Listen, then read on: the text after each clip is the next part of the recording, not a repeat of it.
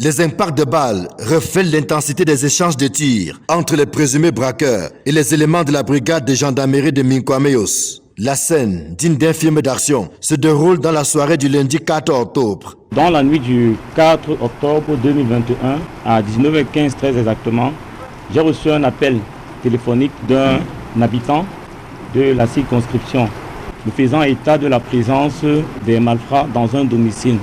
Immédiatement au reçu de cet appel, mes hommes et moi nous sommes déployés sur le terrain.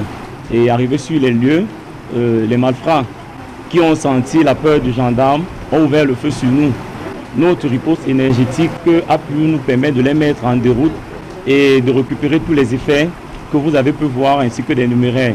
Parmi les 4 présumés braqueurs, un va y rester. Le chef de gang de Chua, blessé à la jambe. Son exploitation va permettre de mettre la main 2 jours plus tard sur un deuxième larron, le nommé Batista. Les 2 autres membres du gang qui ont réussi à prendre la fuite courent toujours. Venu avec l'intention d'emporter le véhicule et de se servir chez son propriétaire. Au cadre dans un ministère de la place, la bande à 2 Chua a échoué tout près du but après avoir été mise en déroute par les gendarmes. L'arrondissement de Yaoundé 7 est considéré comme une base arrière pour les bandits de grand chemin qui, après avoir commis des forfaits un peu partout dans les autres unités administratives, trouvent leur refuge ici dans notre circonscription administrative.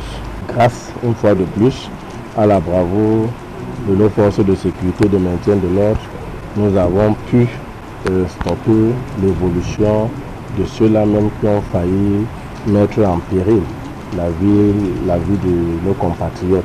Tous les objets volés ainsi qu'une somme d'argent non négligeable ont été récupérés. C'est le lieu de saluer l'adhésion et la collaboration de la population. La collaboration sincère et ferme avec les forces de maintien de l'ordre. Chaque fois qu'une situation de danger est signalée, que ces populations n'hésitent pas à saisir la gendarmerie nationale.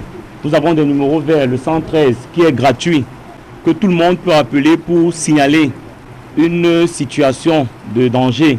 Et vous verrez qu'immédiatement, les gendarmes interviendront pour répondre énergétiquement au danger. Déférés au parquet du tribunal militaire de Yaoundé, les 2 compagnons d'infortune ont été présentés au commissaire du gouvernement afin de répondre de leurs actes. Quant aux fugitifs, la gendarmerie n'entend pas les lâcher.